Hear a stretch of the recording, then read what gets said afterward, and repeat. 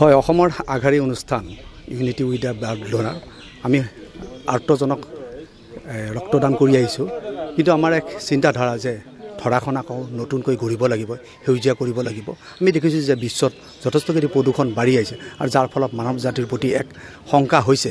গতিকে আমাৰ এক আহ্বান, ৰাইজৰ প্ৰতি আহ্বান জনাই আমি এক বাইক ৰেলী আয়োজন কৰিছোঁ। আজি ৰাইজক আমি আহ্বান কৰিছোঁ ৰাইজে যাতে সেউজীয়া দীপাৱলী অৰ্থাৎ উচ্চ প্ৰাবল্য যি ফটকা, সেই ফটকা ফুটোৱাৰ পৰা দূৰত থাকক।